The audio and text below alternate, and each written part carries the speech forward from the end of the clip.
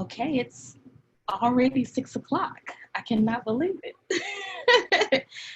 Okay, we have no issues today so far. I just believe that that's what I know, I prayed for it. I prayed for it.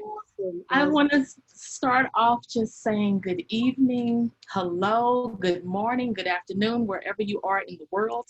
And I have to say that because last week, we had a number of individuals who were out of the country tuning in, and I'm just absolutely just blessed because of the fact that you could be doing anything else with your time, and you take the time to stop, press pause, and to listen in and join the conversation.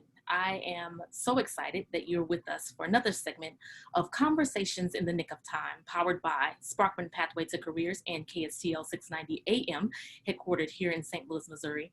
I am your host, Nikki Roach, and it is always a joy to be with you, to share with you, to learn with you, to grow with you. Those new to the platform, this is the opportunity and the space for us to explore leadership excellence and leadership accidents. Both are essential to the advancement of our success. And as you know, those who are regular, success as you define it, not as the world defines it.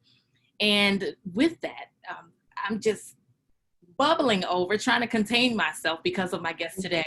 Why? Because this is almost 2 years in the making that we have been trying to get connected.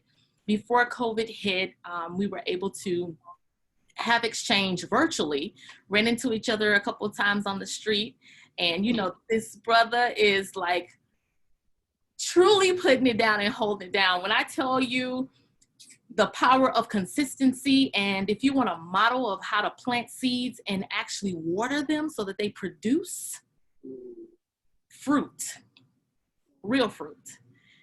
This brother, Julius B Anthony, is truly a testament to what a man, what a brother, what a Black man can do to shift environments, cultures, atmospheres. Julius B. Anthony, how are you? Look, I want to raise my hand and say hallelujah. After that introduction, thank you. I'm inspired. I'm doing great. Thank you for inviting me to be here this evening. It is absolutely a joy. And just so that individuals who may or may not be familiar with your work, if you're in this region of Missouri, you've been sleeping under a rock. But just to familiarize you, Julius B. Anthony is the founder and president of St. Louis Black Authors of Children's Literature. Julius has enjoyed more than 20 years of early childhood and elementary education professional, and has served as a classroom teacher, a principal, which I didn't know before all my research, director of curriculum and instruction, and adjunct professor. He is absolutely amazing motivational speaker. He has poems and short stories in his arsenal, a fierce advocate for literacy based in pre-K through 12 education. And October 2014, he published his first children's book entitled Me, 10 Poetic Affirmations. And I cannot wait to jump into learn more about that. Julius also is the founding principal of City Academy, a highly successful independent day school located in North St. Louis City, which I was a buddy for several years. Wow. Right after you left, and that's when I learned that I'm like, what? Wow. Yeah. That was one of my proudest moments. Very important professional experiences, being able to start that school with Don Danforth and create something different, innovative, and particularly for Black children in St. Louis. In the heart of the city. In the heart of the city.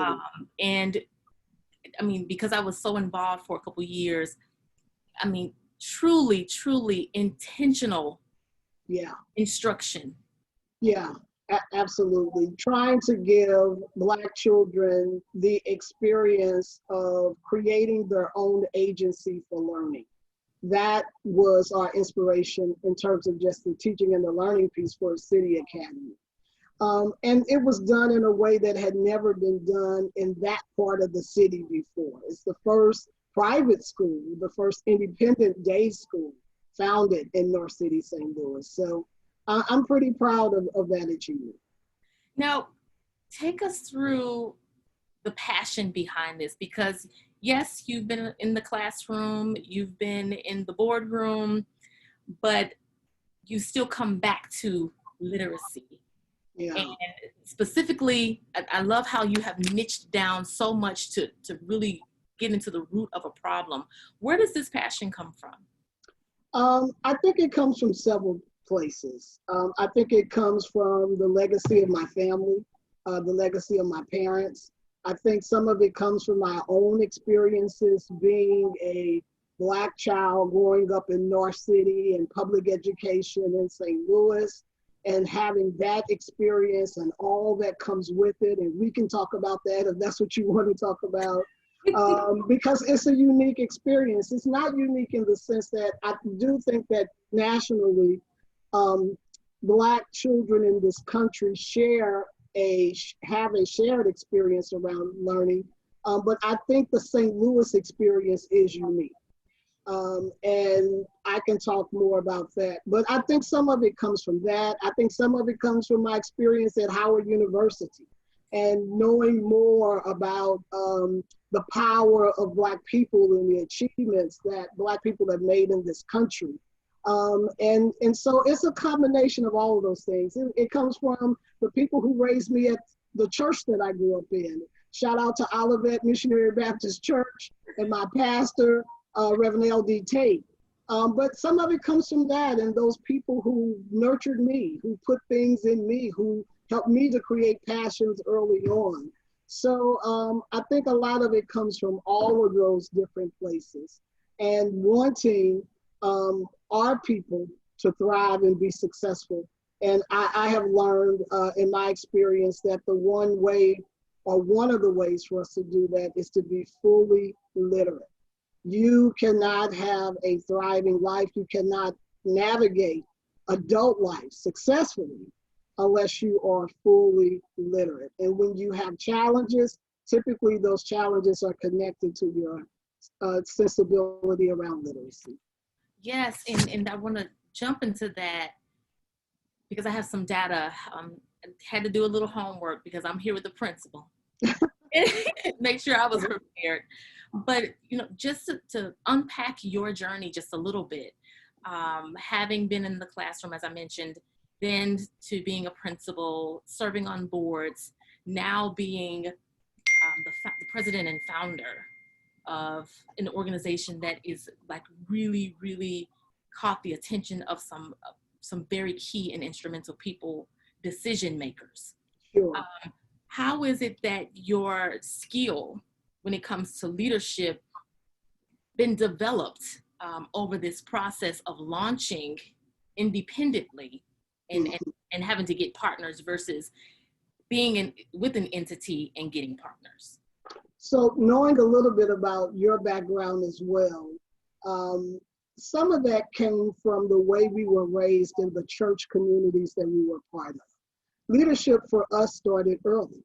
It started in Sunday school, being the person responsible to recite the scripture for that day, or being the person responsible for devotion for children's church. And we don't even see it. We don't even see it as leadership initially. But it is. Yeah. It is. It's our play. Yeah. All of those things. All of those things. Because those are the things that develop our sense of our speaking abilities. Those are the things that our parents or the adults that put us in those situations tell us what to be really serious about, and how to execute that with excellence. All of those things start early. And because we come out of those kinds of communities, and actually those places were the places where Black people typically could only have some sense of leadership, because there weren't really lots of opportunity in terms of your professional life, in terms of the adults that raised us, to have real leadership experiences. So church was the place to develop it. And we happened to come along during a time where those adults insisted that you presented yourself in a particular type of a way. And because we were shaped in that, and I went to a school where there were wonderful Black female teachers who wanted you to do your best, be your best. They had all those wonderful sayings, reach for the stars and don't give up. You know, all of those kinds of things that inspired you and encouraged you. And I picked all of that stuff up and took it with me wherever I went. When I became a principal, I did those kinds of things for my kids. So all of those leadership experiences started way back then. And I'm a believer in child development. The kinds of experiences that you have as a kid, those things simply just grow. They grow with you as you go along. So by the time I got in high school, I attended Metro High School. I was a leader there. I was in student council. When I went to Howard, I was on the debate team. I participated in academic sports. I'm a nerd. And typically if you go to Metro, you are a nerd. So, you know, I wasn't very physically athletic, but I was mentally athletic. So I participated in athletic sports in college. And so you continue in that path and people notice you. Yeah. People see how different you are. People see how you present yourself, and then they want to elevate you in those kinds of ways. So yeah, I think my leadership skills started as a kid, 5, 6 years old, in terms of just the faith communities and the educational communities we were a part of. And that is so interesting that you bring that up, because we don't often refer to the upbringing and the whole church experience. Yeah. Us who have, regardless of denomination, yeah, there are things that we were a part of, and there was a season when you didn't have a choice. Yeah. But because of not having a choice, we are on platforms such as this today, but you didn't even realize that gift was being groomed and absolutely embellished absolutely along the way. Absolutely.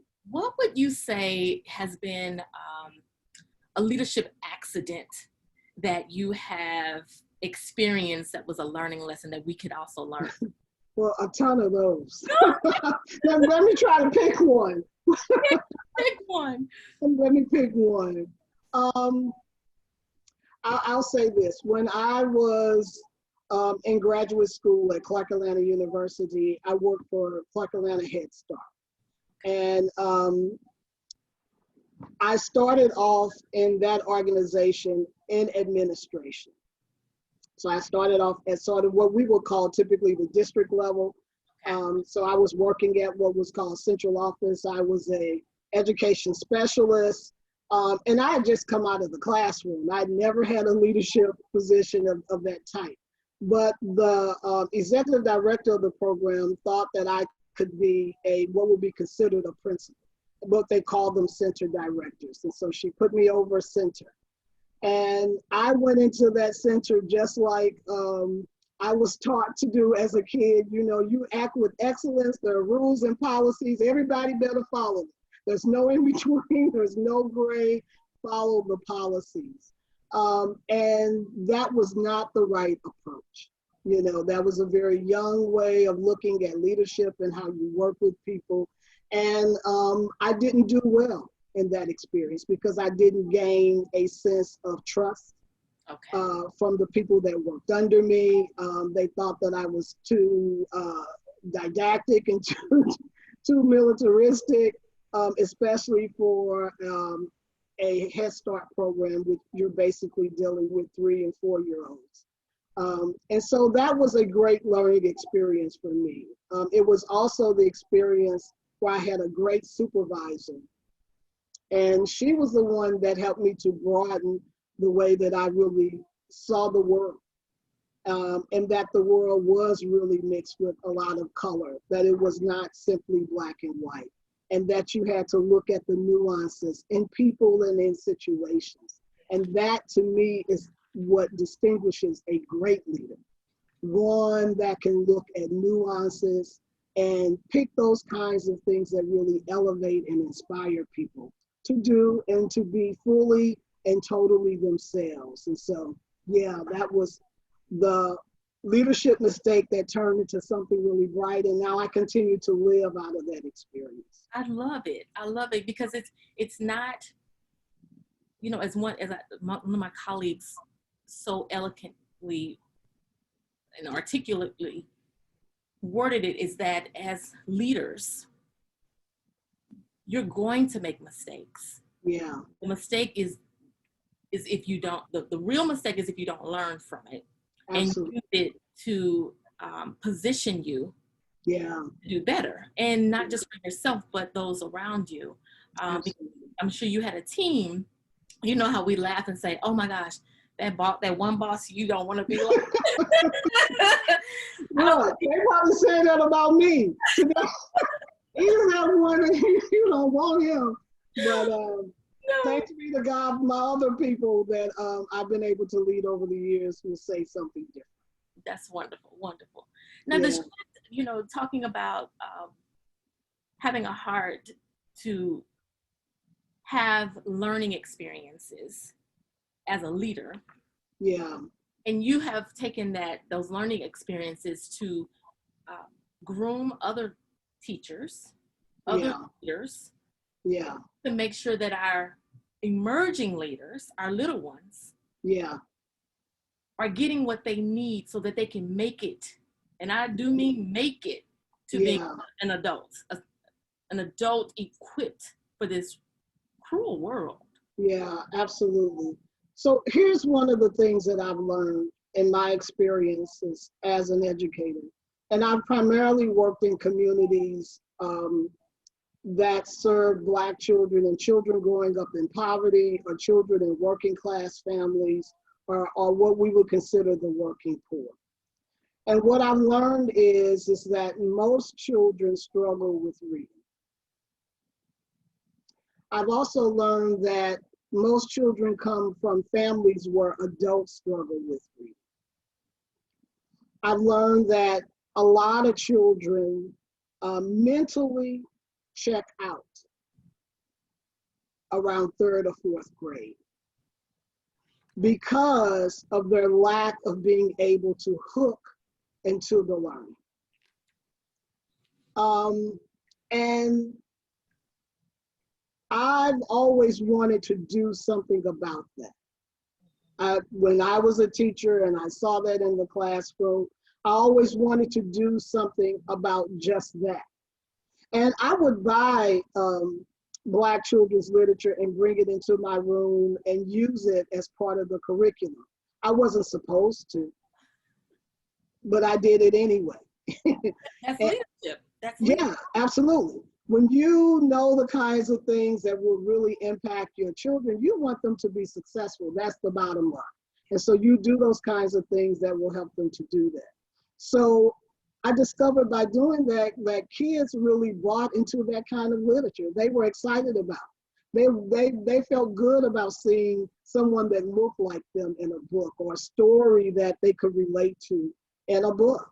And I took that idea and I tried to use that experience in a way that could impact a lot of children. Because here's the thing. The one thing that we're expected to do, or children are expected to do in our society, is go to school, right? Yes. And we expect them to go to school, and we expect them to learn while they're in school. And we think that they're supposed to also love it while they're there.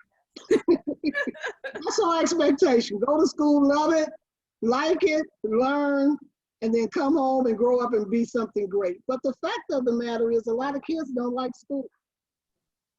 Because the truth is, in a lot of classrooms and schools and school environments, they're not happy places for children. A lot of them, first of all, aren't even coming from a home life that's happy. And so when you're part of these experiences that, don't make you feel good, don't make you feel good about yourself, no one is elevating you, no one is inspiring you, no one is telling you that you're worth anything, but all the messages are basically saying that you really don't matter, that impacts your psyche. That impacts your spirit. And one of the biggest ways we send that message is through the books and the literature that we use in schools, and particularly in the younger grades. And so in the American educational system, we say that explicit teaching of reading begins in kindergarten and should last through third grade. So by the end of third grade, you're supposed to be a competent reader. And you are right. So again, the principal is in the room. I had to do a little research, and according to Right Express Corporation, 2/3 of students who cannot read proficiently by the end of the fourth grade will end up in jail or welfare. Over 70% of Americans inmate cannot read above fourth grade level. 1 in 4 children in America grow up without learning how to read. 1 in 4. Yeah. In America. Yeah. Students who don't read proficiently by third grade are 4 times likelier to drop out of school. And as of 2011, America was the only free market organization of economic cooperation and development country where the current generation was less educated than the previous one. And we have access like never before. Yeah. But we think that it's only the teaching strategies that matter. Okay. And cool. It's not. Yes. It's not just it's content matters. What you put in front of a child to read, what the stories are about, what the information is about, that matters. Those are the things that tell children that they matter. Yeah. And so here's another statistic for you. According to the Cooperative Children's Book Center, who collects information about children's picture books and adolescent novels that are published every year, they say that less than 6% of the text and the information that's presented to all American children tell stories about the Black experience or has a story with a Black person as a protagonist. And not just that, but less than 3% of the books that are presented in American schools are authored by Black people. Now think about that. Think about that. Yes. Not in Missouri, in America. In America. In America. So just think about that and the message that sends. Essentially what that does is that renders Black and brown children invisible. Basically, you aren't noticed. Because it matters when we see ourselves. Now, absolutely. I know there's a quote that you referenced, and it was from another individual, but I'm giving you credit. But the lack of Black children's literature in homes and schools is the current day social justice issue. Unpack that for us. Absolutely. And it's just for what we finished talking about. It is a social justice issue of today, because if we're talking about equity, if we're talking about making sure that every person in the school setting, every kid, every child in a school setting matters, then the curriculum has to reflect that. That's social justice. If the curriculum renders you unnoticed and invisible, that's almost like living during the Jim Crow era. Basically, in a classroom. And what I love about us being in this space and in the conversation at this point is that we as supporters, as donors, as sponsors, as parents, as aunties and uncles and cousins, we have to show up and ask for these things. And as you said, even when you were in the classroom, you didn't ask. I mean, you asked for forgiveness. You went in. Right. And so I'm hearing, okay, what are we doing to make sure that the Believe Project is where our children are. Sure, sure. That will be a wonderful thing, because here's the thing with the Believe Project. Our goal is to ensure that children, and particularly Black and brown children, all children need this experience, but particularly Black and brown children are in a learning situation where at least 80% of the text, 80%. at least, reflects their experience. Now just let that rest with you for just a moment. I'm only saying that you're feeling all this energy because you said 80%, because right now you just told us that is less than 6%. Yeah. That there's a protagonist or a lead within a Black or brown characters or people in the book, but there's less than 3% Black authors. Yes. How in the world? What's the plan? Well, first I want to acknowledge how transformational that is for a kid. Because never before in the American educational system, and I'm just gonna say St. Louis, never before in the St. Louis regional educational system have Black children been in a situation where at least 50% of the text reflected them. Wow. And so for the first time in 2019, when we were able to birth the Believe Project, children in this region were able to be in a learning experience in a room where all the books around them reflected their heritage and their experience. That's transformational. That's social justice. That right is there. That's major. Because what we're saying to children then is that they really do matter. And here's the other thing about the Believe Project. Not only are the texts reflecting who you are, but the space reflects how important and valued we think that you are. So let's go back, and we're talking about the Believe Project, and that's part of the. I'm loving these colors you're wearing in school. Also, along with the T-shirt. Can you show us the T-shirt? Let's see. I believe. Awesome. That is so awesome. So yes, you took it upon yourself, all this that we've been talking about. And yes, you are the president and founder of St. Louis Black Authors, but the Believe Project was birthed out of that. Am I following you? Okay. And with that is the sole purpose of that. Tell us. So my entire life has been a God journey. I got to start there. Yeah. Because essentially most of the things that I've done, Nisi, I'm just going to be honest and authentic, I fell into them.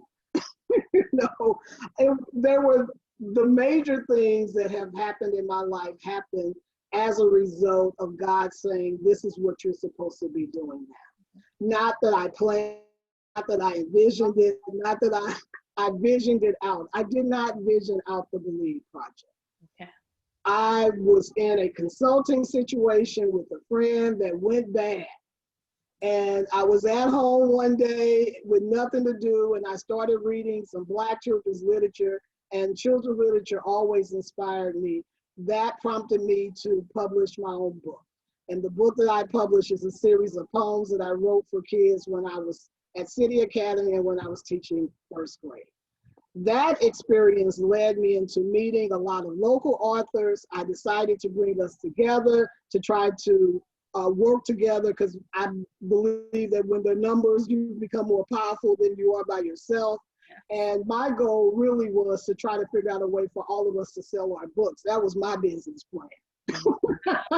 And so out of that experience, the educator in me would not let it just be that. So I was invited to do these learning experiences at the Missouri, and I'm telling the story really fast. I was by chance invited to be a featured author at the Missouri History Museum and started doing other work there. they asked me to plan a program for winter getaway, which was the winter of 2017. Okay. It was the week between the day after Christmas and the day before New Year's. I thought we might celebrate the book, The Snowy Day, which is considered the first piece of nationally recognized Black children's literature. That year, the U.S. Postal Service had commemorated a stamp in honor of the protagonist in that book, Peter. So I thought it would be a great thing to do. We did that. I really wanted Black families to participate in the way that they typically do not participate at the Missouri History Museum. So I really tried to push it into what we call the Promise Zone school districts in our region. Thought we might get about 60 families. We ended up getting 300. That blew everybody's mind. It blew my mind. So one of my millennial nephews told me to start posting my stuff on social media. So I posted it on LinkedIn, posted it on Facebook. Wait. Wait a minute. So this is how, because I'm telling you, from the outside looking in and just following the journey from the distance and via social media, it literally was an invite. Well, you wanted to just pull some people together. Yeah. Who had also written. Yeah. They were Black and brown authors. Yeah. We're gonna sell these books. Right. That was my plan. That was my business plan. So I love this because back to, again, leadership, excellence, and accidents, how you being flexible, nimble enough to understand, one, there's a call. This whole K-12, that is your call. That's your space. Sure. And you thought you were just going to become a salesman. Yeah. A salesman of the product, but you ended up, so it's almost like you're still in the classroom, like you're still building community. I am. Which is what K-12, to me, what we're missing. Yeah. It's being, to me, stripped of community. Like it was your neighborhood, it was the parents, it was the like we missed that, and it helped with those stories and the development of our little leaders. Yeah. And now they're just dispersed everywhere, and I feel some kind of way when we talk about like DSEG programs. And I'm all for, and this is just putting my little 2 cents in. I'm all for excellence. I'm all for educational opportunities, all for that. But when you get a kid up at 4 a.m. to get on a bus and you're passing 4 of them to go out, why can't we have that right in the neighborhood? Like, why are we sending them out instead of correcting what's on our corner? Amen. We can have it. I think we can have it. And then we have Believe projects coming in. Yeah. I mean, we could shift the whole dynamic of that. And I mean, you get the student up, it's 4 or 5 a.m. They have to go stand outside for a bus or meet somewhere because they are now doing this cohort formula where you all meet at a grocery store lot and the bus comes and takes them over to Illinois or Alton. And then you go over there, you're there all day, you come back, you're exhausted. So when do you get a chance to really do and immerse yourself in your community? So talk, because I'm sure where they're busing you, they don't have 80%. No, we don't. Content of brown authors. No. The only place we have it is in the Believe project sites. Right. We're just getting off the ground. Yeah. But we're believing that this work will spread, and I believe that it will, because everything has moved really fast since that winter of 2017. And I'm telling you, but you have been planting these seeds along the way. If those who are listening, if you hear nothing else and get nothing else, yes, I love his program, but your dynamic level of leadership, and it's very subtle though, but it's powerful, because I'm telling you, anyone who's been watching, you just planting, not boisterous, not loud, not hitting us over the head with content. Just when you do hit us, we stop. And that says a lot. That speaks volumes of your character and of your now leadership. Yeah, yeah. And thank you for that. But honestly, I'm a real down home faith guy. Well, you're showing us how to faith it through then. Right. Faith it through. Right. Because here's my reality, and I can only talk about my experiences. I wake up every day and I ask the power that's greater than me, what is it you would have me to do today? Because I don't feel smart enough, educated enough to be an entrepreneur, business person, because I didn't go to school for that and never thought that I would be that. Yeah. But I believe in something that's bigger than me. And I believe that that bigger thing actualizes my passion and my purpose. Yeah. And if I just listen to that, then I'll make the right moves. Yeah. So every move that I've made has been because I listened to spirit, honestly. And some people might be surprised, and I don't know if I should put this out there, but I've never written a business plan. I still don't have one. Okay, this is nitty gritty. Because I recently learned that I was reading Richard Branson with Virgin Atlantic and the record label and the airline and all that. He said the same thing. He said a lot of people waste a lot of time. He says, just do it. Yeah. What parts work, what parts don't. Restructure them and come back to it, because if you spend time planning, it's not going to go that way anyway. And that whole business plan thing, and this is a Julius thing, it's oppressive. It's oppressive. And in this day of reimagining life and being innovative, you can't put yourself under an oppressive system. You got to be ready to move and be flexible and do the work. Just do the work. Yeah. And I believe everything else will, kind of right fit and align us. Work that's built off of passion and purpose. If it's not that, then I don't know what to say. I don't think you're going to be very successful at it. And I think that I have been successful because I've listened to something that's greater than me. And when that greater thing tells me what to do, I do it. If it says, now I will admit this, sometimes I complain when the greater thing tells me what to do. And do you sometimes feel like, why me? And when I say why me, meaning I'm not even capable of that. Like, this is bigger than me. And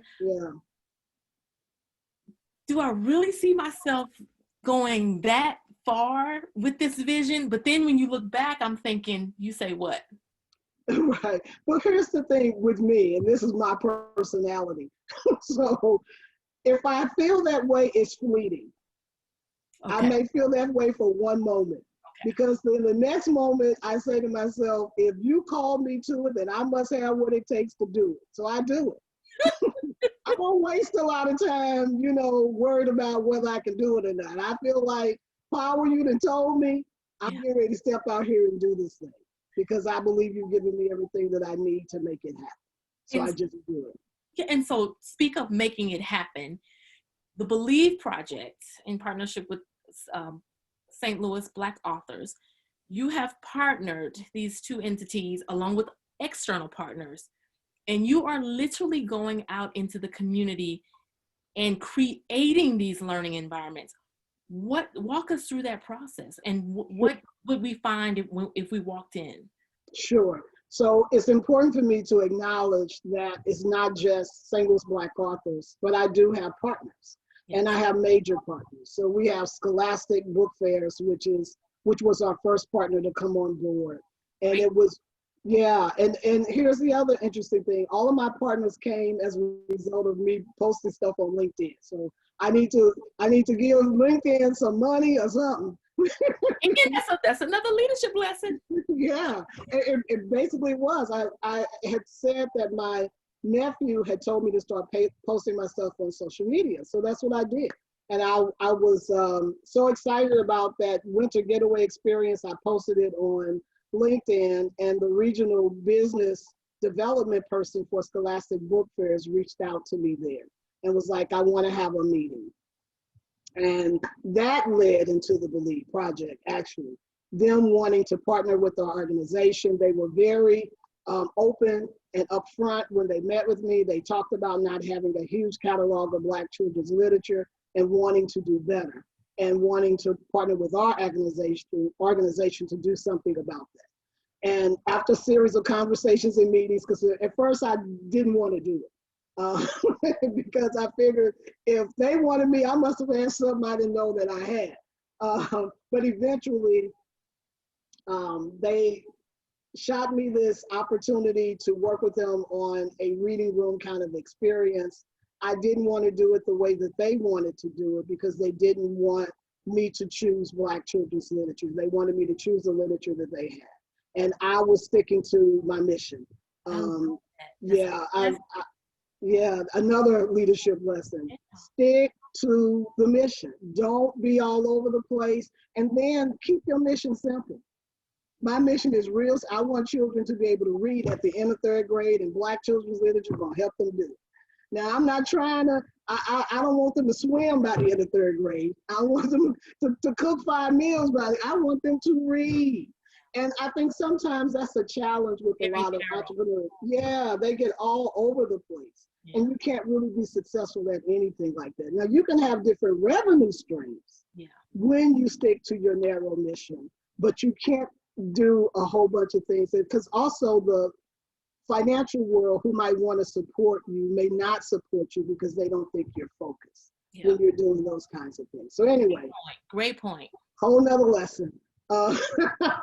But so I was excited when Scholastic, when I pitched to them the Believe Project idea, they were like, we're in. I was so hyped about that. I posted that on LinkedIn, and my good friend over at Nine Network, Alex Stallings, called me and say, hey, you might be interested in partnering with you on that. So we met with them. Honestly, I was like, Nine Network don't elevate my children. I'm just being honest. But when I went to meet with Alex, Alex had all these books and technology, all these wonderful things for kids on this table. She was like, this is our program, let me tell you about it. I was hooked, they were hooked. They came on as my second partner. And this was like within 2 or 3 weeks of Scholastic coming on. Oh, wow. And then the loyalty manager from the local IKEA store was following me on LinkedIn, had asked for me to meet with him to see if there was a way for IKEA to do something in the community. I pitched Believe to them. They were like, we're on board. So I had these 3 international partners in a matter of like a month and a half. Yeah. So you know that's God. You know that ain't me. But you were ready. Sure. You were ready, even in your possible doubt, possible fear that we that's real, but we push it away. You were ready, and people saw that you were ready. Sure. Because I love how you mentioned that even when you had an opportunity to do something one way, you could have gotten excited and just went with it, which is what we can do, but it ends up derailing the vision. Absolutely. So you stuck to that, and because of that, people saw the vision. Other people saw the vision. They're still seeing the vision. And when we walk into these spaces, what do we see now? I'm going to answer that question because you asked me that 3 times. I got to get to it, right? Okay. When you walk into a Believe space, this is what you'll see. One, you may be mesmerized by the unique mural that's in that space. Every Believe space has a mural that reflects the images of Black children and Black children in their diversity, you know, in terms of shade of skin, in terms of things that they do, in terms of dress. And that mural is intended to inspire you. So you're going to see the word Believe in that mural and some other inspirational words. So that's what you'll see. You'll see a room that's filled with lots of books. Our goal was to have at least 1,000 books in every one of our spaces, and we have received such goodwill that all of our spaces have over 3,500 books in them. Oh my gosh. Yes. Yep. God is good. You'll also see this place that is a comfortable living space for children. And I have to give IKEA credit for that. They took my vision and made it so much bigger than what I had expected it to be. My desire was to create a home life type of experience so that kids would understand what you do here, you can do at home. You can build your own agency for learning. IKEA brought in wonderful couches, wonderful chairs, and we're talking about adult-sized stuff. I didn't want any kiddie stuff. I didn't want nothing that looked like a preschool classroom. Yeah.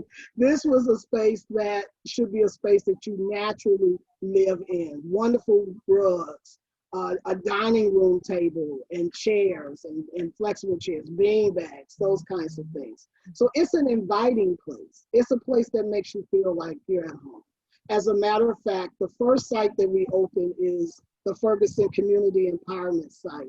And the leadership there said to me, when the kids first entered the space, they decided to take off their shoes and say to them and each other, this is home for us now.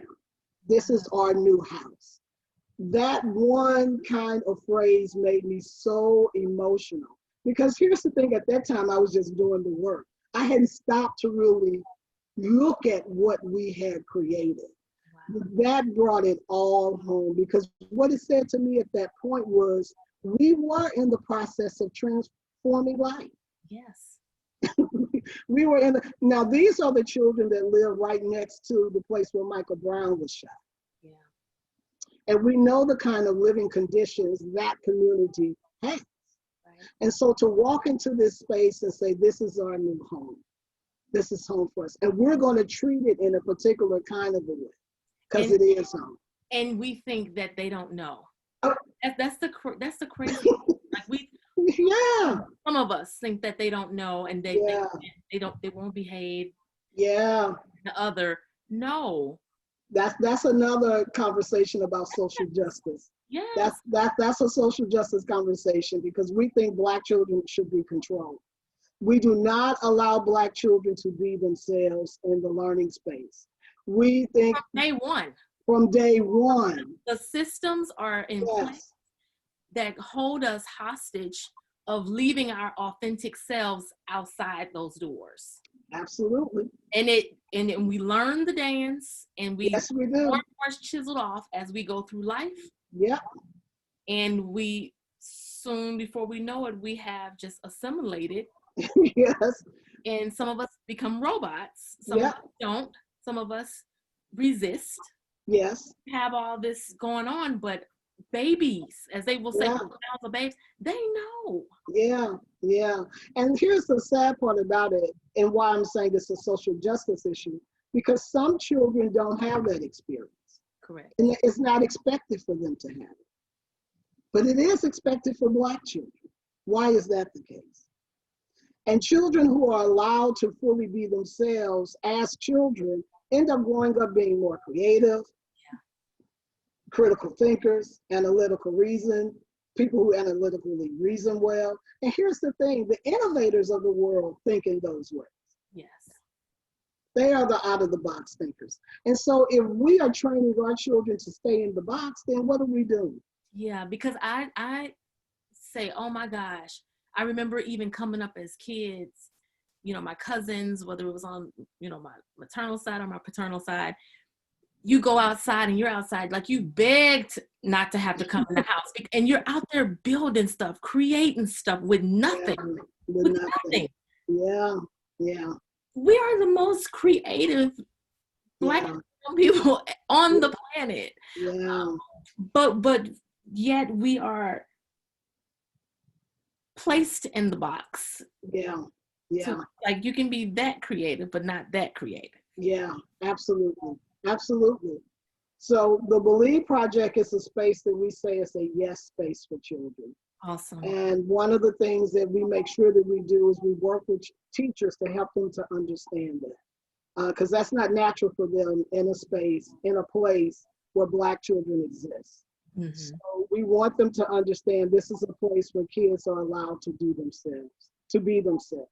And I know the clock is ticking, but I have to say, that we've been able to pivot that experience also into a digital episodic series, literacy-based children's show. Wonderful. Yes, I did see. I saw like the beginning when you were doing the trials, and I love is how inviting the set is, and it's just full of color, and it's welcoming. Yeah, even as adults. Yeah, those are the belief spaces, and we didn't know that that was what we would be doing. But with the pandemic and everybody having to make sure that if you were in the education space, you continue to connect with children, it was a natural next step for us. Is to create a remote learning situation where our kids could still have an experience. So we're really, really excited about that, because we know that does not exist. It does not exist in a way where Black children's literature is elevated at that level and Black authors are elevated at that level. And we've never had a children's show, even nationally, not to mention locally, that really does that. Now, how do people get involved, in what capacity can they? And so there are two ways to get involved in our organizations. There really isn't a lot of opportunity for volunteers, but there are some. So we were building our belief spaces, and we are getting ready to create a new space at Halls Ferry Intermediate School in Ferguson, Florissant. So that'll be our next space. We have 4. I have to shout out to all of them or I'll get in trouble. So Ferguson Community Empowerment Center in Ferguson, Missouri, Sister Thea Bowman Catholic School in East St. Louis, Glasgow Elementary School in Riverview Garden School District, and Old North Confluence Academy, which is part of the Confluence charter school system. And we're really proud about that. That gives us a community center, a traditional public school, a charter school, and a private school. And so we're able to put our model in all of those settings. That's awesome. So when we're building these settings, there's always opportunity for volunteers to come in and help us to build those spaces. So that's one opportunity. The other opportunity, well, there are 2 more. One is you can always donate books to our spaces. And we ask if you donate books that you buy them new. We do not have a vision for gently used or used books, because we want our children to see new books. We want them to have an experience with a brand new book. And then the last way, you can always donate to our organization. You can always give and go to our website, stlblacauthors.com, and give to the organization.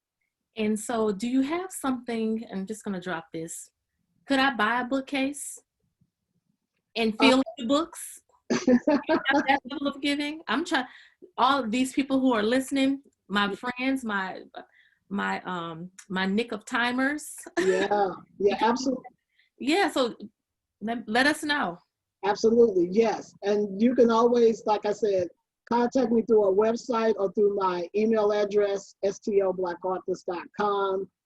We more than welcome the support that's out there. And yes, you can sponsor a bookshelf filled with all the books that we will put on that particular shelf, or you can sponsor any part of the Believe Project space. That's awesome. You have the platform right now to communicate one message to those who are listening all over the world. Or you can make a call to action, because we've had a very, very intense conversation on some real subject matter outside of just reading, but some root causes of why it's important. So you have the platform right now to share one message to everyone in the world. What would that one message be? My one message would be to ask yourself, what is it that you believe in? What is it that you truly, truly believe in? And whatever that is, allow that to be your passion and your purpose. And understand that you have one. And whatever that purpose is profound. You have an important reason for being alive, for waking up every day, for taking in air and breathing and doing and being. You have a profound purpose. And everything that you do within that day should not just inspire others, but should inspire you. It should inspire you to be your very best, to make good decisions, to be loving, to be kind, to be all of those things that we want the rest of the world to be. What is it that you believe in that can spark your passion and your purpose? You have a reason for being. And the mic drops. Julius B Anthony, this has absolutely been worth the wait. I am just honored that you would take time to come and share on this platform. Information shared truly in the nick of time to help at least one person, and two, including me, understand that we have to believe in something. I love that.